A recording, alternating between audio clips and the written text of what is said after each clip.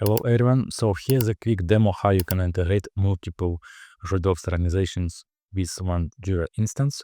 So in this case, in this very quick demo, I will show you that I have a one ticket, which called DC1 in this case, and I have multiple ID organizations with multiple changes related to this ticket. So I have two pull requests, as you see, one in organization mover forward and project pipeline testing, and another one organization Casamania and CO. So for this to work, you need to do the following. First, you need to go to your Azure DevOps user and create a new token, and you must ensure that your token has all accessible organizations selected. Then you need to specify the required permissions and scopes and expiry date. Basically use as least privileges as possible. Then you come to Jira, you install Azure DevOps from Move Forward.